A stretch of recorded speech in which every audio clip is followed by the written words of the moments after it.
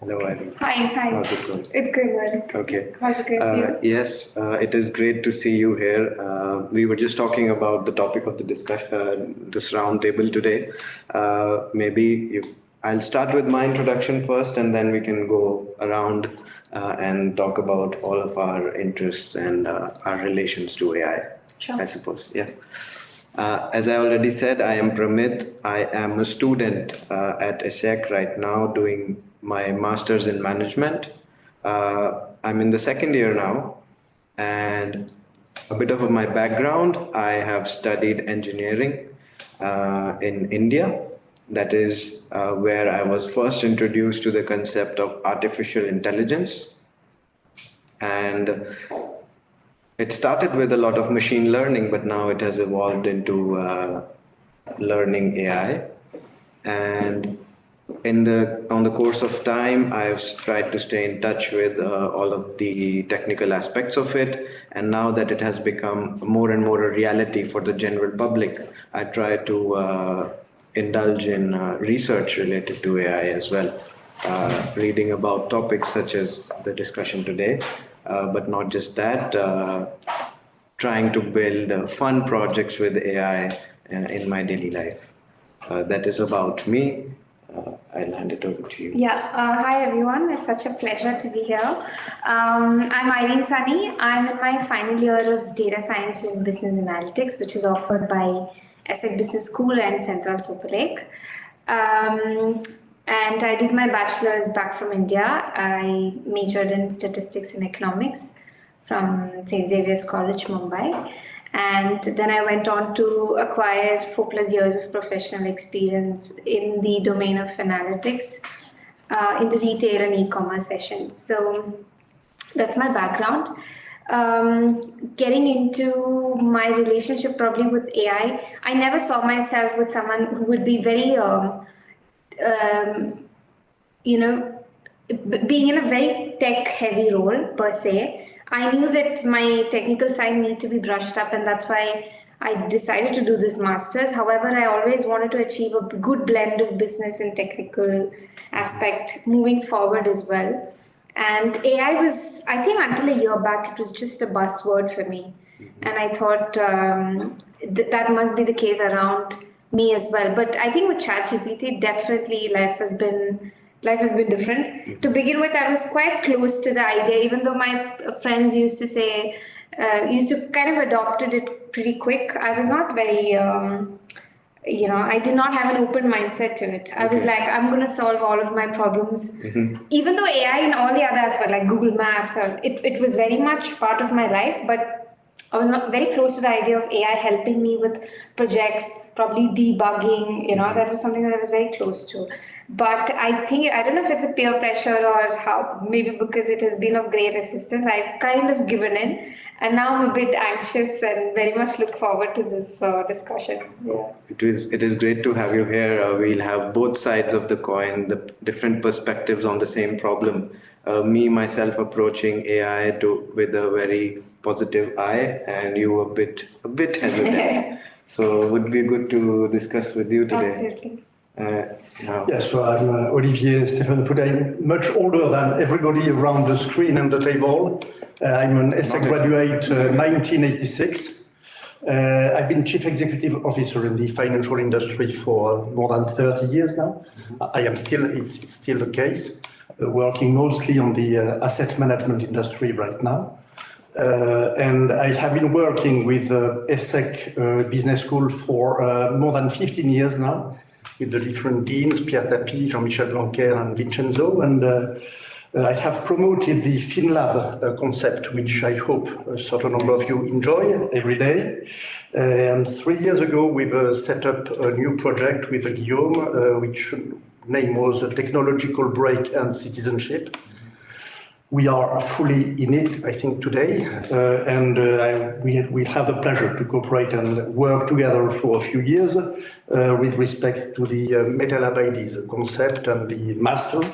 So that's why I'm here to mostly listen today, even if my industry is not hurt or hit, but affects, obviously, the AI affects a lot of social issues with respect to the banking and financial industry, which is less automated than you could think in practice. And as far as I would say a certain number of staff and public are concerned, it is fully, in fact, confrontational, if I can say.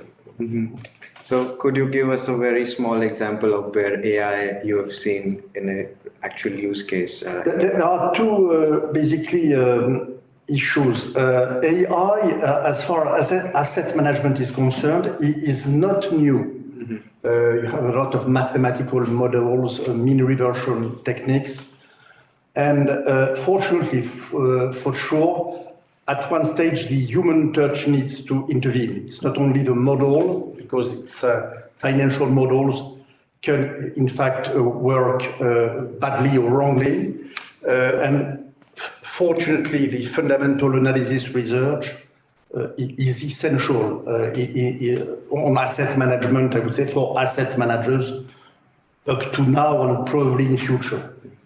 Good asset managers, active asset managers, because I work on active asset management, confronting the passive asset management and index like BlackRock and other competitors, but my business is active asset management. So we believe in human talent and touch, obviously. And so my company is a partner of the FinLab. So basically that's what we try to promote. On everything which is blockchain and which comes to, I would say, front to back systems, obviously you have a lot of automated chains right now, job which is right now done by middle officers and back office. So in theory, these in fact jobs could be suppressed and cancelled in future time. So this is, you can see at SocGen or BNP Paribas, a certain number of big restructuring plans. This is a little bit connected with AI or automation because basically a certain number of processes are much more automated now. Yeah. Yes, I do agree. And all of this data, all of this processes, they feed into the creation of AI. In the end, it's about reducing the load on humans, but at the same time, we don't want errors in an industry which is as important as finance. Yes. So yeah, thank you for taking us through your journey with AI. I think that steps us very nicely into the very first point of discussion that we have here is in all our lives we have faced AI in some way or the other. But what are exactly the insecurities that we feel that are going to come and crop up, even though they are not here today, but you feel in the future could affect your personal roles or other roles that you see being very greatly affected in your industry or in other industries?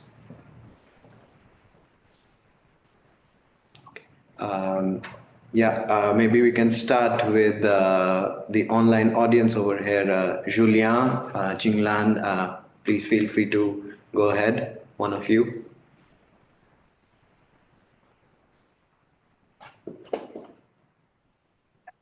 So maybe I can start with a bit self-introduction and then we continue the talk. So hello everyone, I'm Qinglan, or also you can call me Laria. I'm in the MEME program, second year. Currently I'm doing apprentice as a ESG analyst, also in finance. So I'm sort of the victim of the non-automated finance industry, basically every day working a lot with the not efficient enough data models.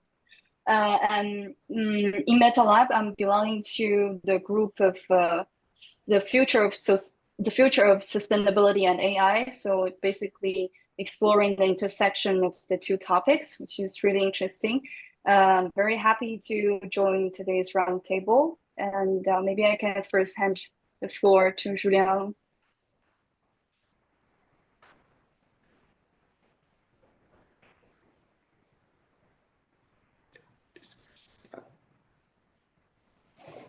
I think Julien is not available right now. He said before that maybe. Okay. Yeah, I guess till the time we sort it out, maybe Lyria, you can go ahead with your thoughts on or maybe if anyone else wants to start the discussion. Lyria, you can go ahead. Yes. Yes. So me personally, in terms of the adoption of AI topic, I'm basically in a like positive side. I regard AI as a co-pilot. For me, it's helping a lot with the trivial administration work, no matter it's writing emails or writing a simple formula for me. It helps in work, like daily work. Or sometimes I might go further, like treat AI as a therapist or my personal career coach, something like this. So I think I might be like engaged deeply with AI conversations.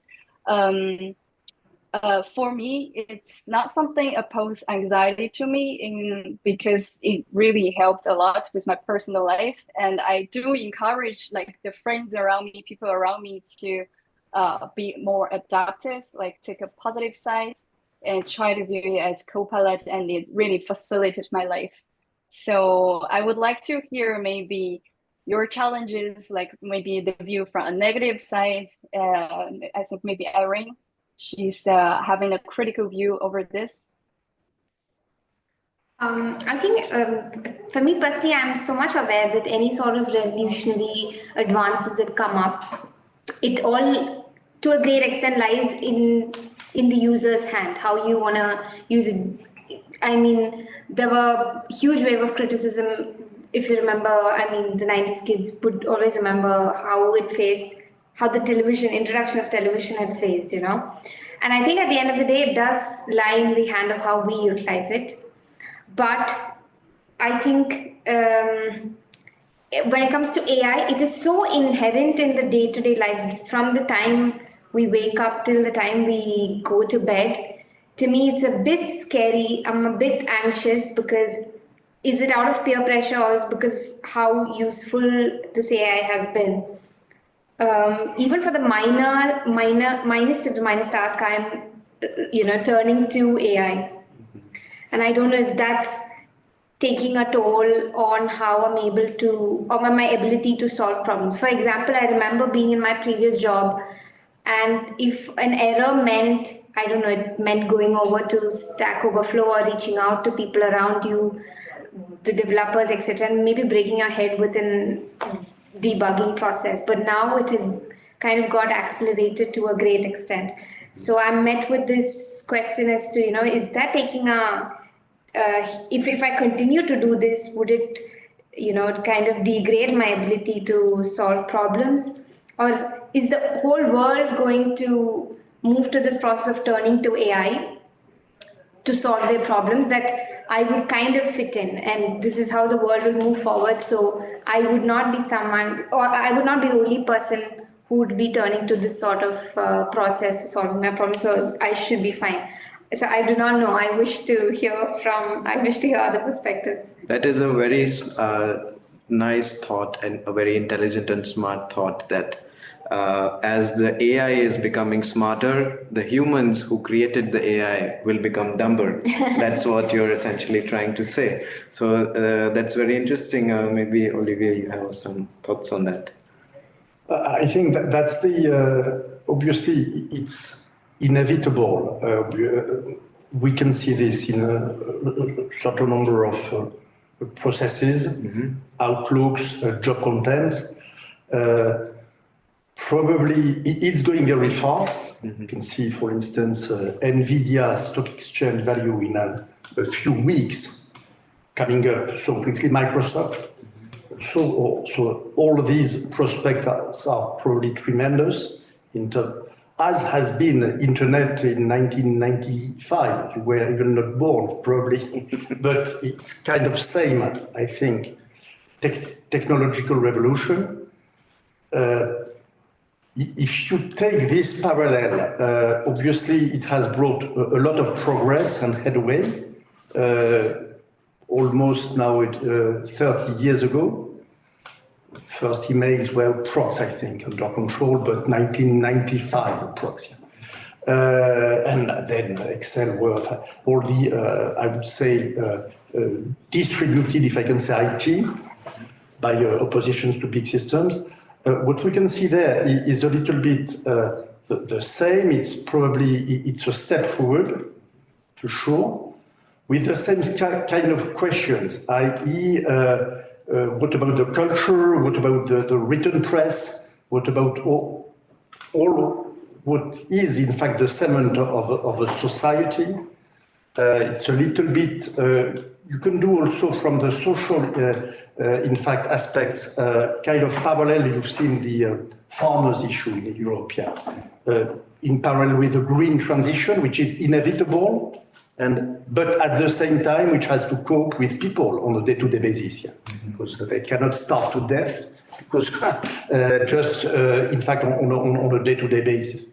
So I think that for young generations, and for businessmen and for companies, the issue is to continue, I think, listening to staff, to people, see how to take the best of it. And there is a lot of, for instance, if you automate a certain number of manual tasks, normally the job is more clever afterwards. Okay. Because obviously it's not an input job, but it's a control job. It's more an analysis job. And I think that that's the way probably within this honorable course, which is very interesting, is how to in fact take the most of this technological headway, step forward, while having the maximum of people involved in it. Yeah. And certainly it can be extremely productive, I think, in terms of approach, because it can be a huge combination. That's why, once again, Microsoft has understood that, NVIDIA and all these industrial companies having understood this, unfortunately, not in Europe, no big one in Europe. But I think that's for young and talented students, the challenge ahead, yeah.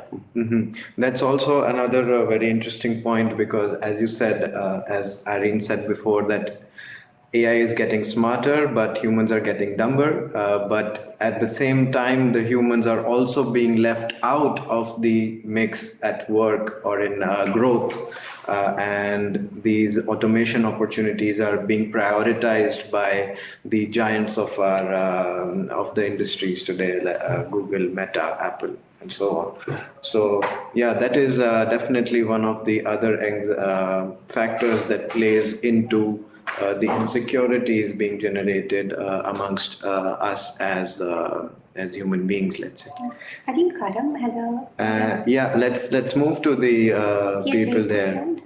Karam had raised his hand. Karam, you want to say something? No, I just wanted to, nice wedding, but I just wanted to second what Irene had said with like a personal example earlier. But I just wanted to say that while AI is a very helpful tool, and I completely agree with Leia,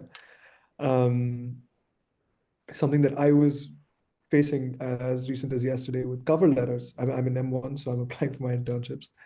I used to be a very good writer. I used to be able to write coherently and everything. And for the last few months, because of ChatGPT, and I mean, it's quite a surprising ratio of people who have the GPT plus versus not for the M1 batch. A lot of us rely on ChatGPT for writing long proses and paragraphs and essays and blah blah blah. So much so that even teachers are catching on to it right now. But the first time I had to write my own cover letter, because I really couldn't afford for this cover letter to be GPT generated, because you can tell. And I have to say, I was at a loss for like something that used to be muscle memory for me is just no longer there. And because of the reliance on AI tools. So just wanted to highlight Irene's thoughts because I'm facing it right now. Yeah, it's very coincidental, because just now I just finished writing a cover letter and I was so stubborn. I could so relate to you, because I want to consider myself as someone who's, who can write and articulate myself well. And I was so stubborn that for this cover letter, I would not use any sort of assistance, and I would really make it truly original. But I must admit that at some point, what I observed was that it is my own thought, But sometimes I just say, from him, I learned that, and I just put dots and send it to chat. I'm like, fill it for me, and it sometimes it gives something what I want. If it doesn't, I'm further trying to communicate and say, this is not what I want. So at the end of the day, I just end up taking the help, and it turns out to be good, but I do not know if it's the right way to lead life. I don't know. It's a bit scary. Yeah. Yeah, let's add it to our list of problems. Let's say that we are getting less smart, we are getting left out, and we are getting lazier day by day, as and when we approach more and more usage of these assisting tools. Yeah. Anyone would like to share their thoughts? Julien. Yes, I mean, of course, I feel your anxiety, and I do share exactly the same feelings in regard to specific tasks that you just talked about. I'm not writing a cover letter, but still. Anyway, I still think that all those feelings are mixed and balanced with other feelings that are somehow more positive. So it's not like everything is negative, and for me, it does not leave me this impression of anxiety as a whole. I mean, this is a really mixed, balanced experience that, depending on the day, depending on certain tasks, depending on certain missions, I would feel more at ease having an AI agent helping me on certain tasks. While on some others, when it comes to creativity, I would rather have don't have access to such tools. So for me, it's important to have this over the day, over the week, over the months, depending on what you are talking about. You may have positive or negative feelings. So overall, it's more like a balanced feeling, I would say. Yeah, Julia, that's a great perspective to have from you. Everyone, most of us are pro AI. Some of us are not pro AI, but you seem a bit in the middle, I would say. But yeah, that's good to hear from you. Shreyansh has his hand raised. Let go ahead, Shreyansh. Hello, thank you so much for thank you so much for this session. So I would say again a middle stance as I would say I have a middle stance in this aspect, because if we can say for the same for rise of any technology for that matter by just AI. If we see I would say the usage of computers or calculators, people earlier used to do it by their hands or by book, pen, and paper, and they had better math skills.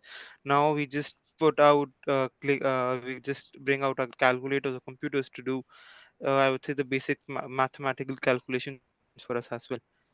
So the rise of AI, if I would say used in a very uh, not in a limited manner, but in a efficient manner, that's going to help you enhance your profile, or that's gonna help you do more task in a lesser amount of time, is something that I feel is good. But overly dependent for everything in that aspect, such as getting everything from scratch made, getting it done through AI, is something that is going to harm us in the longer run.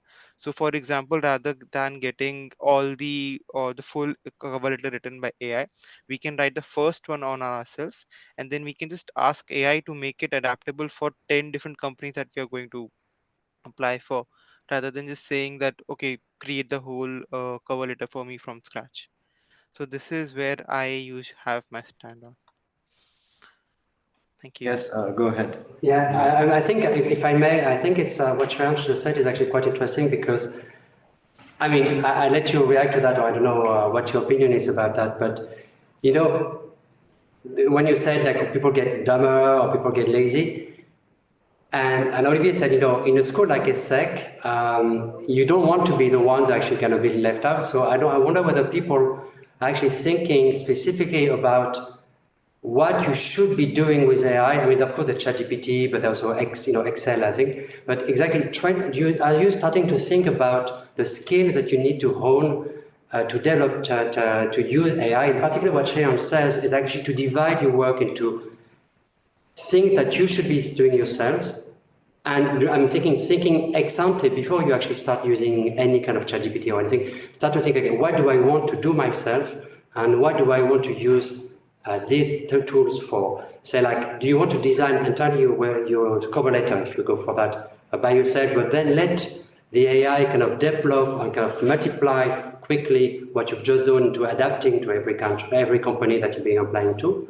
Or is it something that you want to work hand in hand with the tool and like think along with the tool and use it as a prop-up? And I'm saying that because there are really two options. Either you kind of divide tasks equally between what you do and what the AI does, and there's another option, which is to go along being propelled at each stage by AI. You know what, I don't know if you read what the BCG calls Centaurus, or I'm going to try cyborg. So cyborg is someone who is half machine, like it's kind of, you can't tell what is a machine, what is a human. That's a cyborg. So it's just like complete mix of the two. The Centaurus is somebody who's half. So half is human, half is machine, like, you know, the good one and the bad one.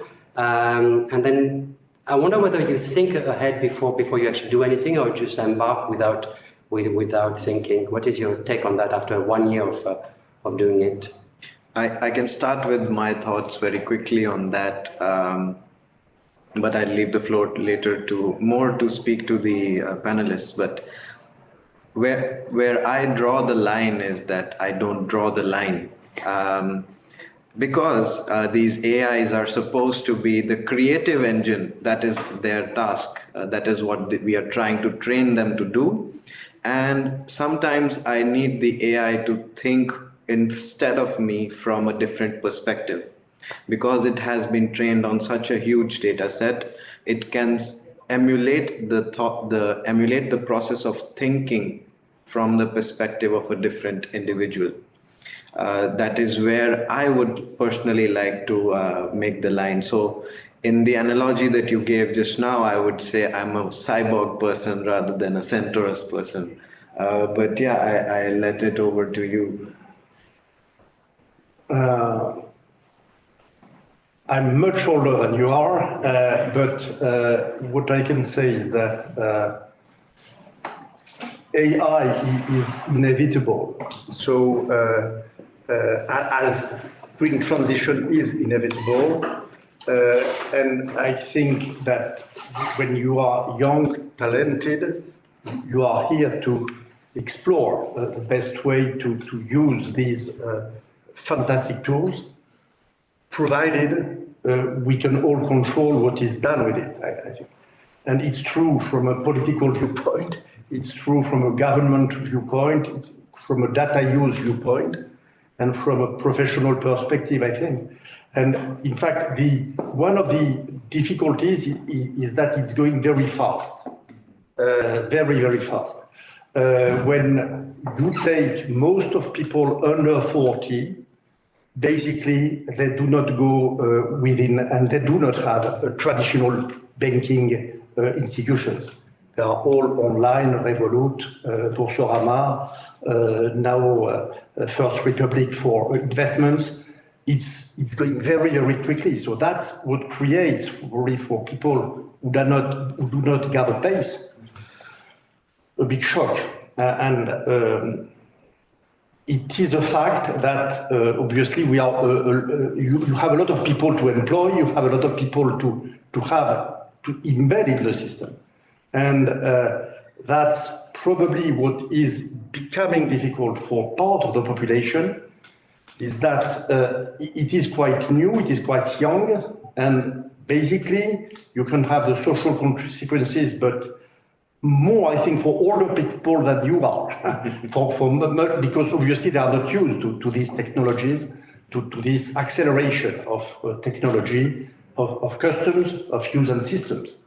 And a lot of bank agencies have closed, just shut down. So people who used to work in these, obviously, are left aside. But for young students becoming part of this fantastic program, I think it's a huge set of opportunities. And no, you are not going to be less clever, lazier. I think it's something which is quite different. Obviously, the leisure is much more developed than within my generation. It has nothing to see with artificial intelligence or new technologies. It's new customs, new habits. Young people want to enjoy life a little bit more than our generation. It's like this, but it has nothing to see with technology, I think. Yeah. Okay. It's a kind of, it's my point of view, you can disagree, but it's, I think, something which is another evolution, yeah. Mm-hmm. Yeah, I can totally relate to that, yeah. Maybe we first go to Leria. Yes, thank you for getting back to me. So first of all, just a quick response to what we have discussed. Me personally, I question the fact that people are becoming dumber. Just get back to the example of writing a cover letter. So if you're not smarter than AI, how can you tell that letter is shitty written? Like if you're not the one being the judge, being the examiner of the quality of the essay, like how can you tell? Like you cannot afford handing over this cover letter to your future employer. So this is the fact that I'm questioning, because I don't think people are becoming dumber. On the contrary, since we're everyday using AI, we are the one identifying what we need. First of all, the ability of being clear to articulate what we need and being able to delegate the tasks to AI. And this is the whole ability of navigating complexity. And that is the part I think every day is being trained while we are interacting with AI. So yeah, so me personally, I'm still thinking that since the trend is inevitable, like being adaptive as young generation, being adaptive to the trend is maybe a better reaction that we can take. And also in the end, I think it's I think it's sure that AI cannot replace AI, but I think human with AI might be able to replace human without AI. Yeah, I will hand over my floor to other people. Yeah, that's a really good thought. I'll go to Julia and I'll ask you to talk about your experience, but then also, give us your thoughts on how you would try to cure this situation, cure this disease. Go ahead. Yeah, sure. Can you hear me well? Yes, thank you. Yes. Hello, everyone. So yeah, about my thoughts, I'm a bit positive and negative, and I'm going back directly to the way we are thinking, and on the fact that, of course, we can say that a cover letter is good or not because we have been educated in that way, in which AI didn't exist before. But I'm really concerned about the next generations and about education, in the way that when we ask some young people to write an essay in philosophy, they are directly going to ChatGPT. And this is a question in which how can they judge if the work is good or not if they have not been educated in the way of judging that? So I'm really concerned about education in like the whole way, and maybe as Guillaume said, between sharing and balancing what we need to learn before what we can do with ChatGPT. And for young people, I guess it's really hard to get this balance of, okay, I need to learn for myself and not for the grades, and to get that judgment for the work that ChatGPT can give afterwards. So yeah. Yeah, thank you for your thoughts. That's really yeah, it's a tough balance to maintain, let's say, but I believe Praveen has something to say here. I think like I came late, but I heard the last bit about AI not making young generation number. But I think what point I would like to sort of carry forward that Julian was making is that essentially if I break it down to a very class level, right? And the things that I've seen in class, for example, in a business school, we do case studies. And previously, you had to read the cases on your own, you have to answer the cases on your own, and you learned something at the end of it. But what is happening right now is that most people just feed the case into the GPT and give it questions, and they come up with answers, and those are the answers that the student writes with throughout the class. And right now, it's still not as bad as it could be because some people are using GPT, some people are not. But eventually, when in a class everybody starts using GPT, then the discussion itself might be skewed and would be sort of, in a sense, directed by GPT given information. So what's happening as a result of that is that I, as a student, am not thinking because I'm constantly on the lookout to do easier things, right? I'm constantly looking out for shortcuts. And as a result, because this tool is available to me, I would not use my brain as much to understand something completely. And I feel that is where the balance becomes really important, that how do I use AI? Do I use it as an accessory to improve something, or do I just use it to supplement my work, which I need to put in order to understand how to use it as a tool? So that's, yeah. I'll let make please hold your thought for a minute because we want to also get towards the topic of we are quite aware of all the problems, all the situations that we are in, but could you also give us your thoughts on how you would cure this situation, how you would improve the situation, with all these insecurities in our minds? What's your thoughts on that? Okay, so I would like to start with point like adding on to Julian's point about how it is affecting the younger generation and their growth process, because that's the developmental stage and we have all experienced it, like how we built up our thinking process and how we have progressed. So first things first, I think, yes, of course, parental control would be needed to see how the children's learning process is going, but I think even from institutional level, they should put an age limit or at least limit in like what kind of questions it can it can answer to a younger generation. Because as you were saying, like writing an essay, it is or answering up about business cases, like these things. Maybe it should help in a learning process, but not as an assignment. Of course, it is very difficult to distinguish between these two cases, but it would be good to limit on it.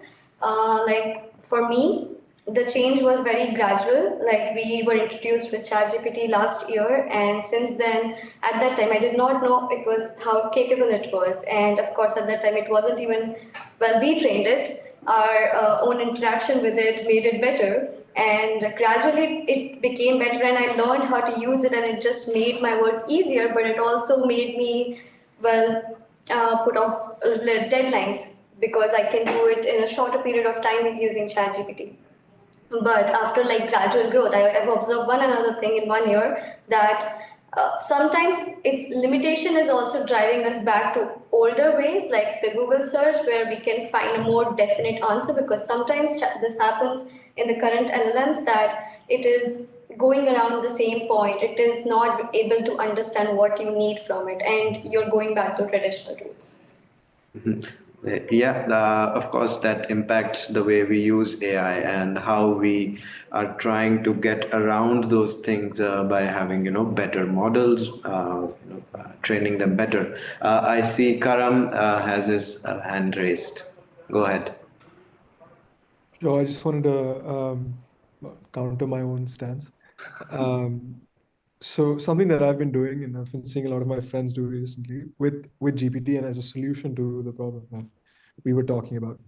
I'll give you an example. Like last semester, there were a lot of us who've never been in a technical background, right? We've all like management students, some of us, who were exposed to linear algebra for the first time, which is completely new and a very theoretical subject that it gets sometimes tough to visualize or think of examples.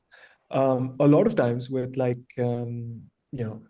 things like orthogonality and projections and stuff like that, we had people in using ChatGPT to say like, can you explain to me what XYZ subject is? Give me examples.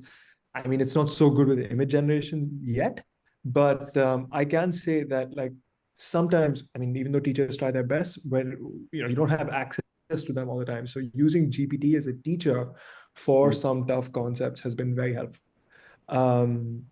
Which kind of goes back to I don't remember who raised the point, but don't use AI LLMs or blah blah blah as a substitute for your hard work, or like your creativity. Like I think someone said, it's a creative, it's a creator, it's not a creative thing.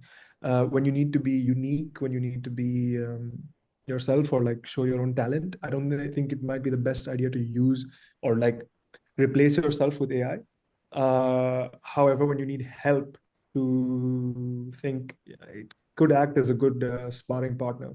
I don't know. Yeah, exactly. Yeah, that was something that I raised as a, because I do firmly believe in that. You use it as a wall to bounce off your ideas and your thoughts, and see what sticks. So yeah, I totally agree with that. But let me bring it back to the panel. Maybe first to Olivier. What do you think? We've had a lot of ideas from the younger generation, but what are your thoughts as an experienced and seasoned? I think that nothing prevents you from continuing reading good books. Otherwise, and it's great to read good books. And there are a lot, authors, traditional authors, or new or modern authors. Nothing, in fact, prevents you from getting to an exhibition.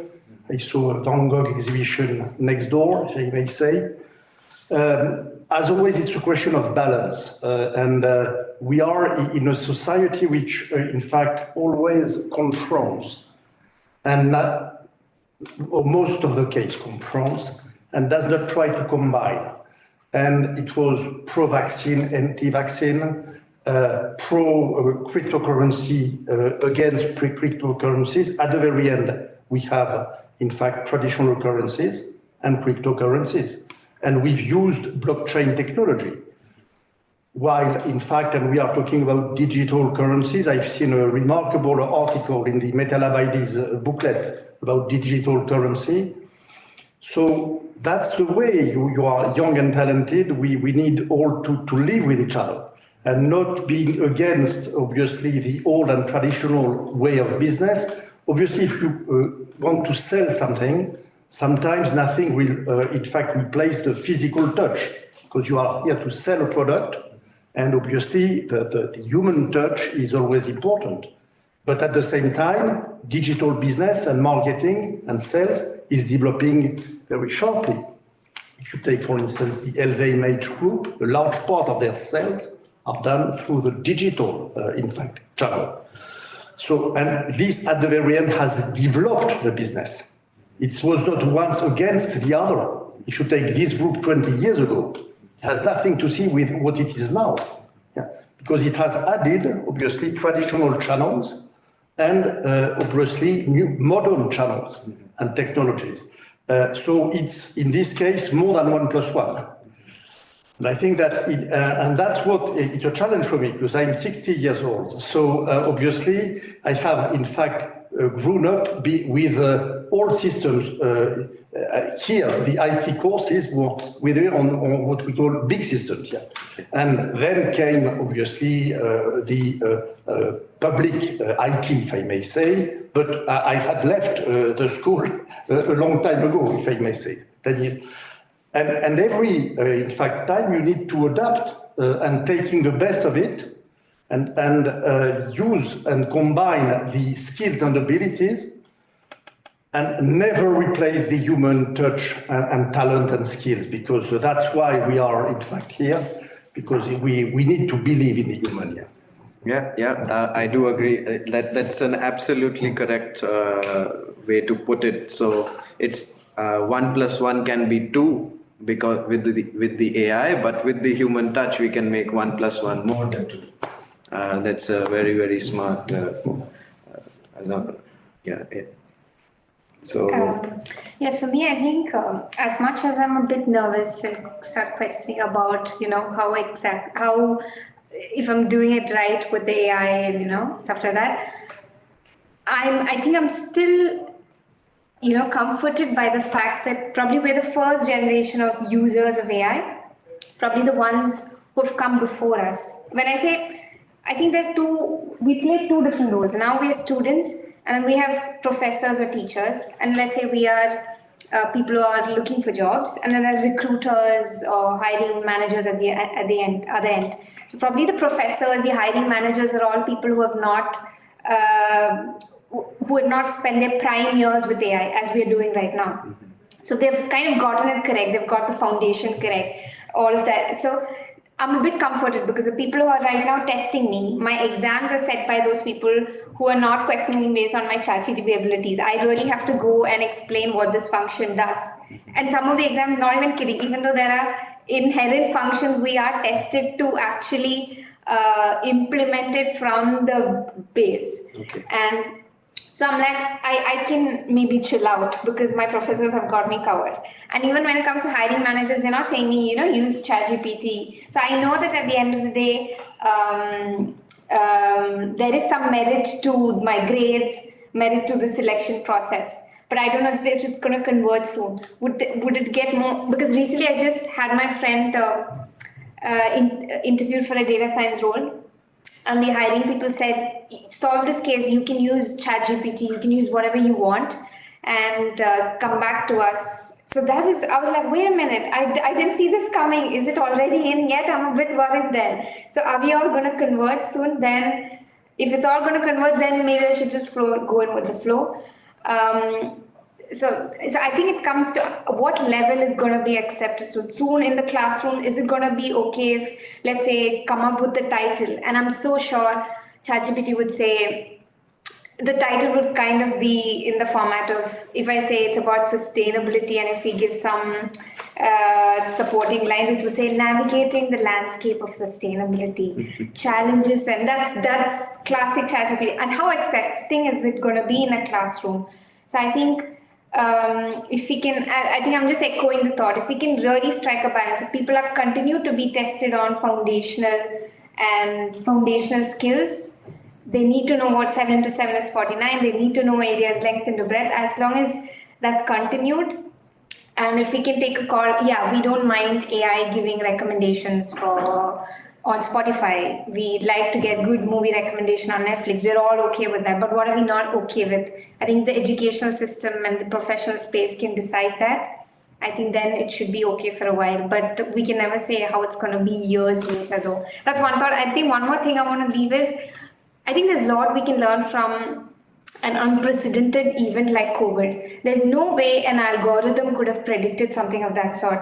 And when an event of that sort happened, there was no way a way of getting help from ChatGPT would have gotten us through. It was humans coming together and dealing with an unforeseen event that got us together on the other side.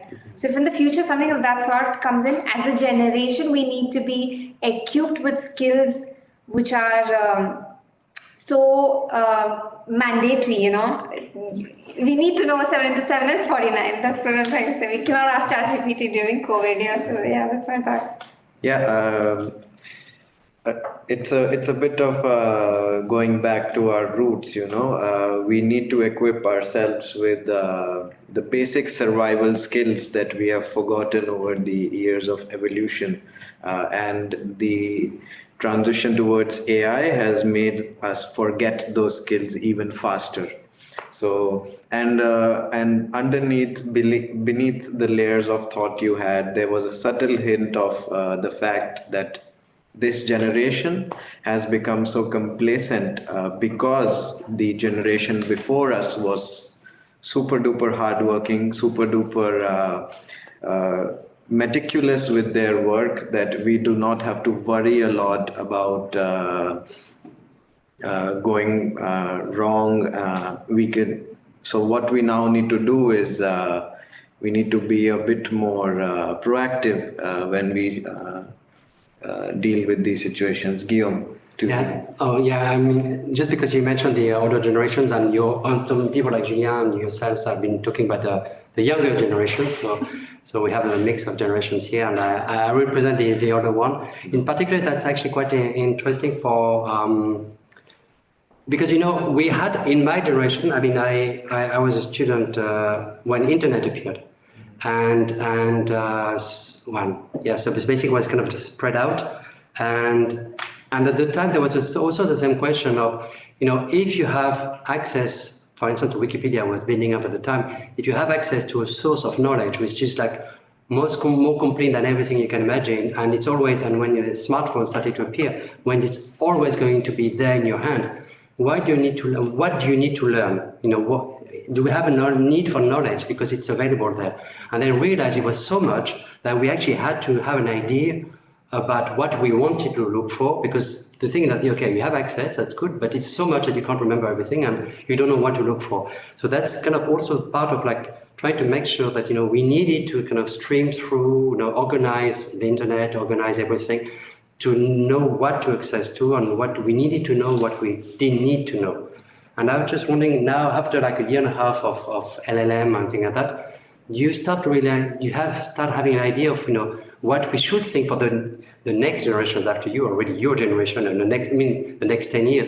What do we need to know? What do we need to know how to do? And what can we leave LLMs and things like that to do by themselves and better than us? That's exactly the thought I expected from you.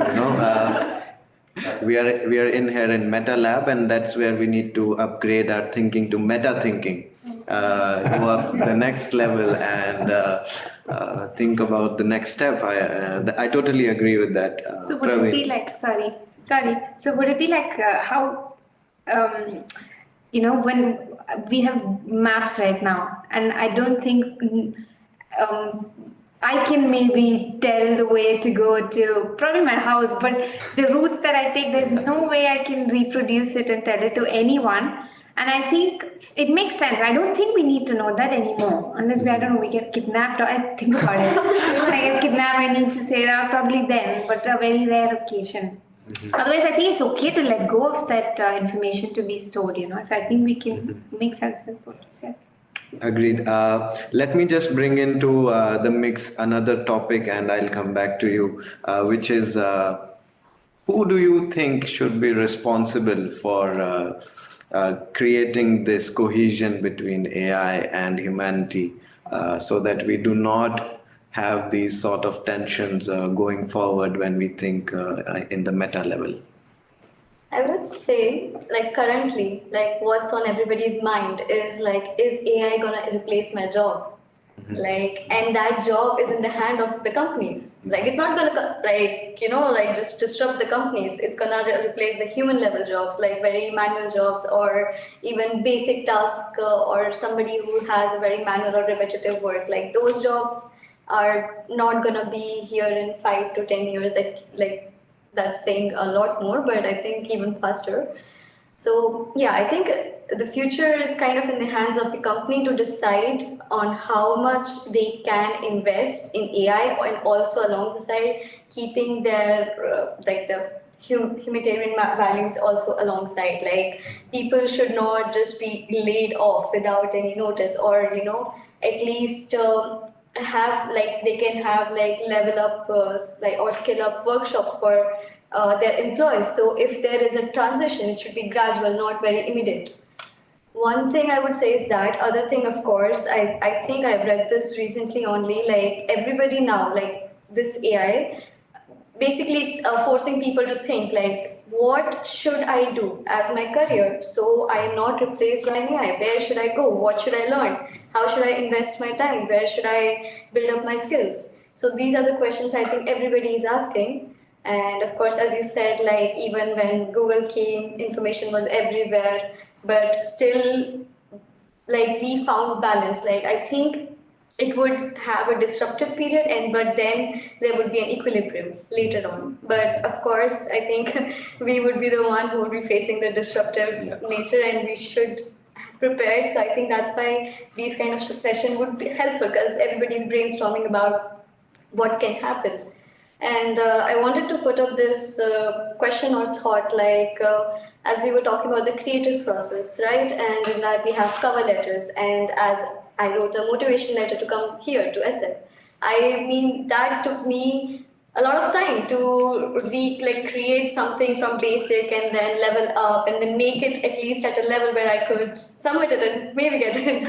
And now now it has become such a shortcut. But also like because what ChatGPT gives us is such an eloquent speech, like with the perfect grammar, with like the very high level words, and like the person reading it, they can also feel it. Like yes, it has become more like okay, if it is ChatGPT based, it is generic.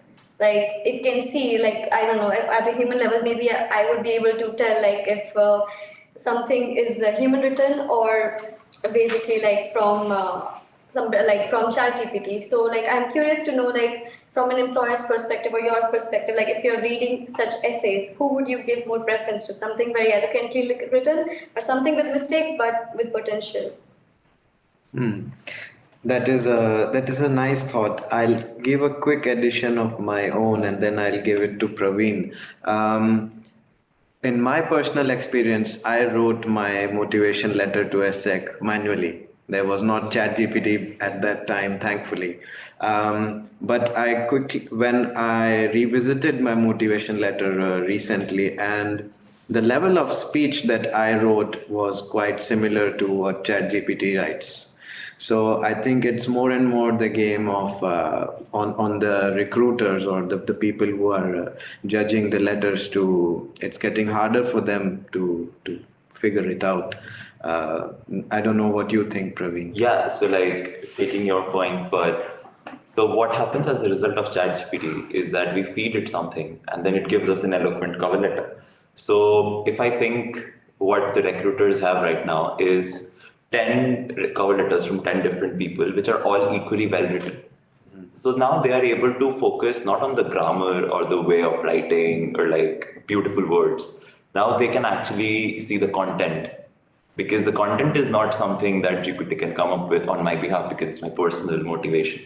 So what they can actually focus on is the content and like what I've done, why I want to join a certain institution.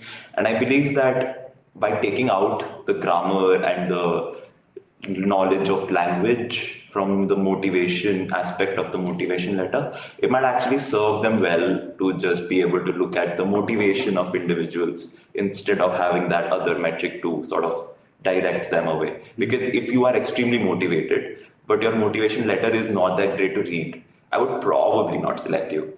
Because while I read your letter, I would not feel like I should select you, right? So by taking that out, it is putting more emphasis on the content itself that I have to provide to GPT. So I feel that might be a good thing eventually. That is very interesting because we are essentially decoupling the two things, Exactly. that is good language and good motivation.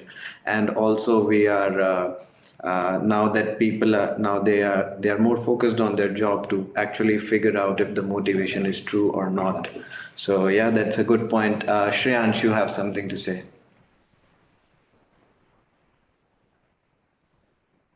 So hello, sorry. Yeah. So my discussion of my thought was more towards the recruiter side. So now, like even the recruitment agencies are using AI to actually like look out for keywords or look out for content or like people who are actually good with AI tools. And it's not just that they do not want someone to use it, but they openly want people to use it. As even Irene was telling that the recruitment team asked them to go to ChatGPT. So I think so. In any way, if we can also like highlight that we can use more AI tools rather than just ChatGPT, because AI will be bringing more, I would say, ease of like it will obviously increase efficiency and it will help us to focus more on the crucial task. So I think so using AI or being with AI is also a skill set that we all need to develop in and not just be stuck onto one or two tools that is available for every like If that's available for mass usage. I may add something, when you write a motivation letter, write it as much with your heart as with your brain or ChatGPT, with your heart first. And basically, fortunately, you can do mistakes. Fortunately. And perfection is a totalitarian concept. So I hope that we live in a democracy and for long. And please be relaxed with this. If we receive impersonated motivation letters, which are written with the same tool. Basically, we will take the one which is distinguished with the heart, with a young graduate who wants to come with us, join us, because he likes the company, the product, the services, the customers.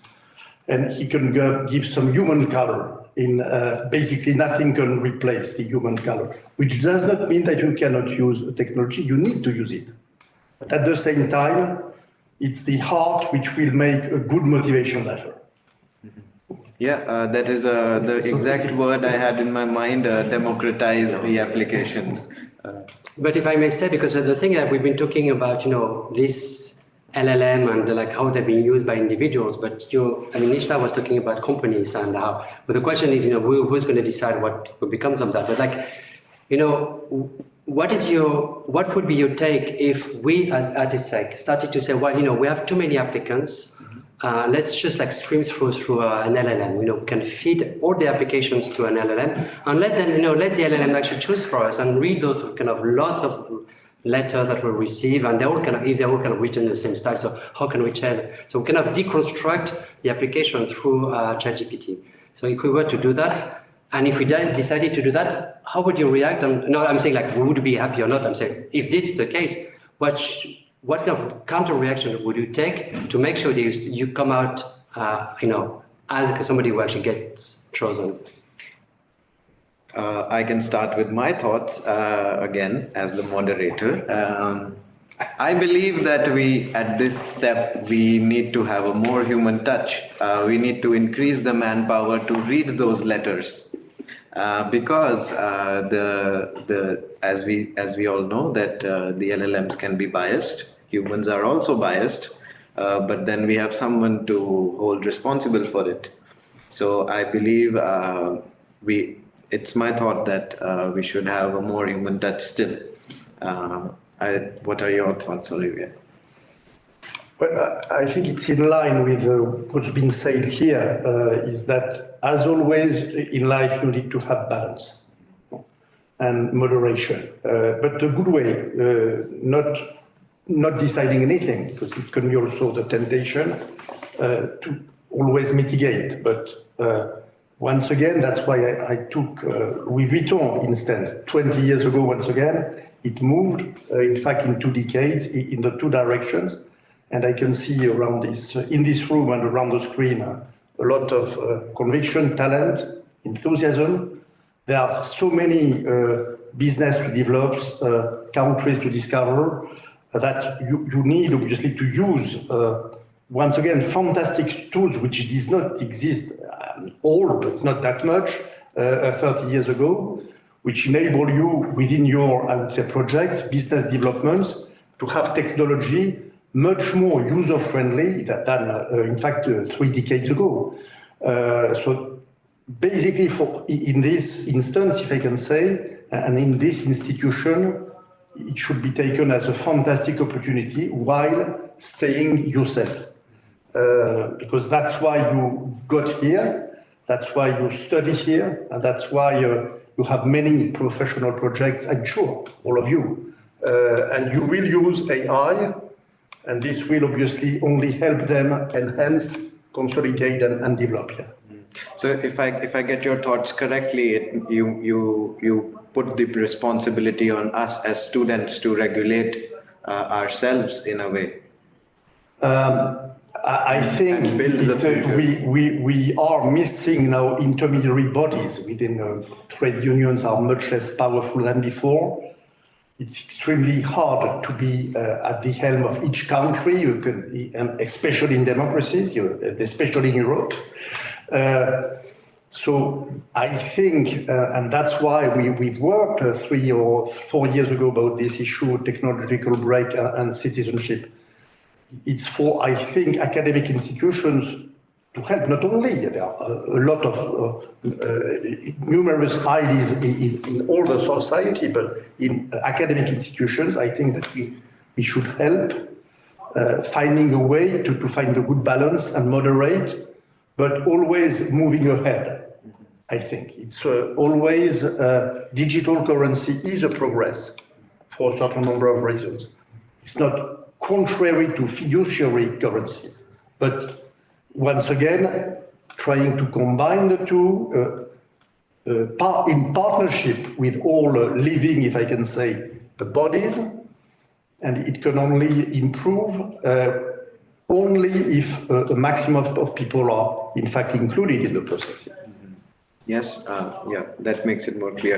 Nishcha, you have something. I wanted to answer Guillaume's point, like he had asked, like how would the recruitment, like hired or no, like taking us in, yeah, process would change if they. But at the same time, could you also tell us whose responsibility would you say it is? For exactly what? To deal with the crisis that we have right now with AI and humanity. Yeah, sorry to cut your thought. No, it's okay. AI and human, like whose responsibility is it? I think I answered it previously as well, but I think it would fall onto everybody. We individually will have to distinguish. Okay, we have to skill up as well, and also make smarter decision by dividing our time such that we are using the AI tools, developing on the AI skills which would be needed in the future, but at the same time not let our own skills and professional abilities go down. Like we cannot sacrifice on either of the two right now. And as I've mentioned previously, of course, companies, they'll also have to select, like if they're gonna invest in AI and want to replace some things of like some functionalities, then they have to see how they can balance both sides. Like how do they have like employees at a have them give higher value as well. And of course, like government level, I would not sure how that would factor into this. Yeah. To and if I can continue on yes, please. that thought, yeah. So for that, I mean, it is interesting because I like currently like okay, like we know technology, but not everybody does. It's black box for them. So if you're using an LLM, we would also want to know, is it a white box or black box? Would we get to know what criteria was there? Does it have the same ability that the human would have had when selecting it? Like the same criteria that it is looking for in an application? Is it always the like same methodology that is followed? Because if it is able to do that, even then afterwards, of course, it is an algorithm. It cannot always give 100% accuracy. So, of course, if somebody is getting a rejection mail, they would not want to be one of those that was false negative. Like they could have been selected if there was a human person who was evaluating their application, but if since it is an AI, if it is a black box, they would not even know why it has happened. But of course, if in future, if it has become to a level where its application is white box, like we know how it is processing, on what criteria it has selected or rejected, and if those rejection criteria are like evaluated from a human perspective as well. Of course, as you've said previously, to combine both the human touch and AI. And then if it is becoming a better process for the institutions as well, so it would be really good. That's a side point. If it helps making the application fee like lower, it would be great for everybody. Okay, we have Karam with a thought. Yeah, just wanted to chime in on the responsibility part question, because I link in my head like the risks and the development of AI. In my like I draw a lot of parallels to how social media came about. I mean, I wasn't like when the internet was there when I was like 2, so I was a part of that, but social media was more I lived more through that, how core it became in our society. Um, and I find it funny that I don't remember where I've heard it or read it, but like governments are like historically really bad at adapting to new technologies. We've had that with the industrial era, we've had that with social media, we've had that with, I mean, I think now they're trying to get ahead of AI before this thing, but who knows? I would actually think that it's like a three-pronged answer, and my ethics class right now actually is chiming in my head, where it's like we talk a lot about like parental figures, so that would be like managers, actual parents, recruiters, blah blah blah, and then the kids who would be us in like this example, right? and we play many roles. We might be parental roles in other situations as well. So in my opinion, it's a two-pronged like approach where both parents and children share some part of responsibility, some responsibility. The tool is here. I don't know if we're going to ever stop the tool. So it's, I think, up to us for like recruiters and managers to look out for. I mean, I believe, as you guys mentioned, that like to encourage it in a way that fosters progression and fosters growth, and doesn't allow too much for cheating and so on and so forth.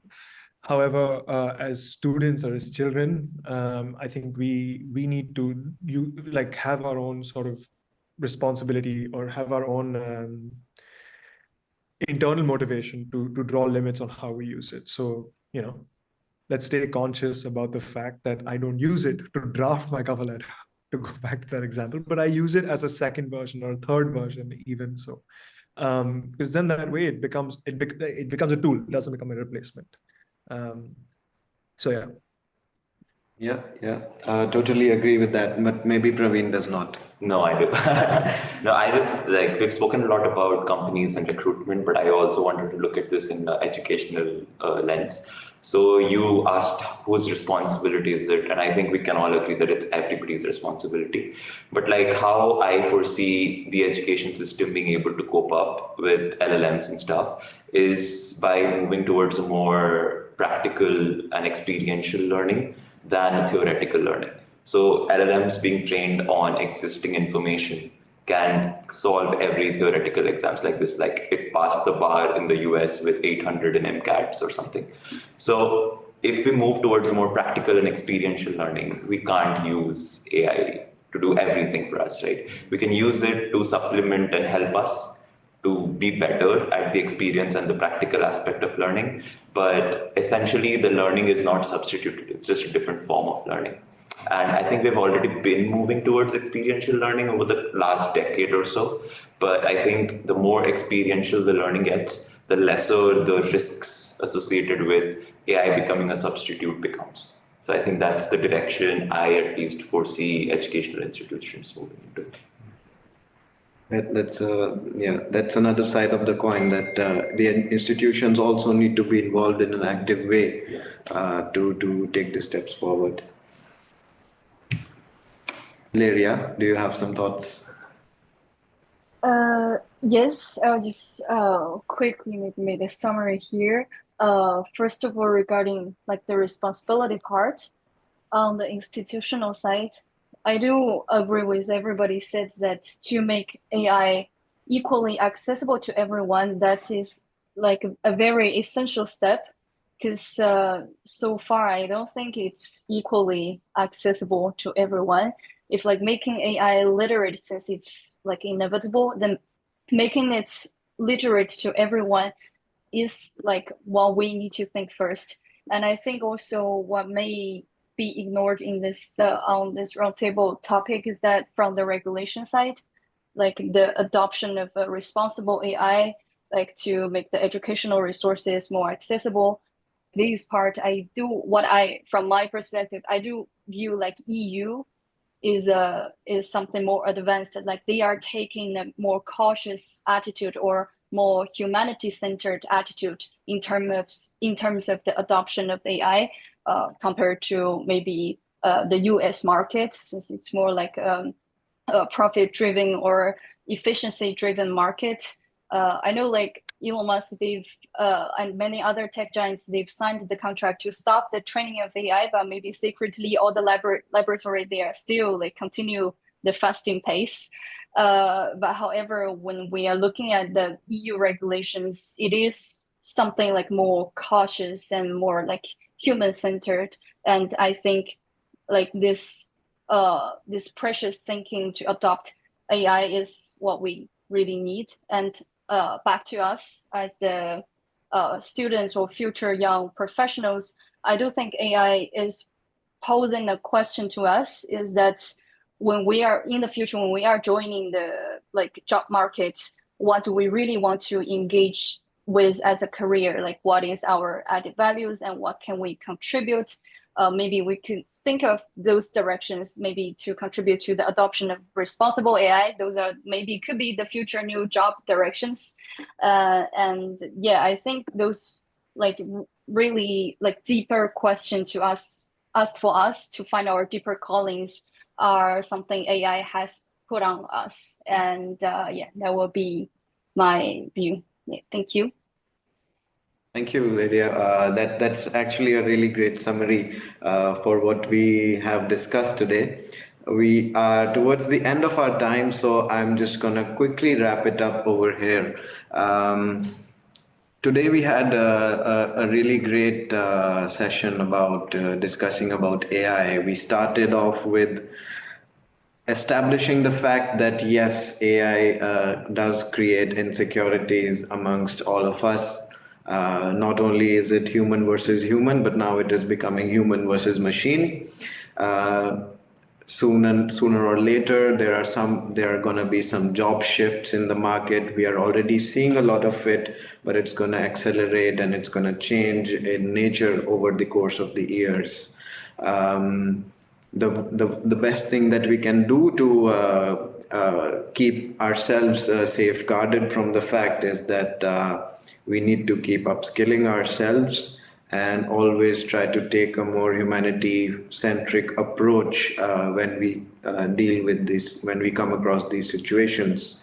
And then when it comes to the responsibility, I think we have a lot of mixed views here, but in the end, what everyone is trying to say is that it's everyone's responsibility, both AI and humanity, to develop a framework which allows us to grow and move in the forward direction and go up to the next level of meta thinking rather than staying with what we have now.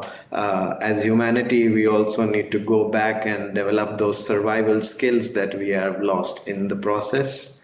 But in the very end, I would say it's the biggest responsibility is on the team present right here, the Meta Lab team, because everyone wants to, it is everyone's responsibility, but nobody wants to take the first step. That is where we are supposed to take the first step, and we will take the first step and take this discussion to the right places where it needs to be had. So thank you everyone for your participation. I would like to give a big round of applause to everyone. Yeah, looking forward to discussing more. If you have any questions, I can stay back for a little bit.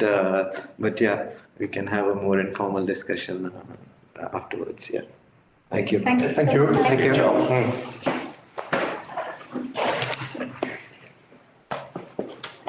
Thank you. Bye bye. Thank you. Bye-bye. Thank you. Bye. Bye-bye. Bye. Yeah, let's do a roundtable renewal picture. yeah, exactly. Let's do a full page. Keep seated. I mean, the people are so, but at least for the people here, we could have.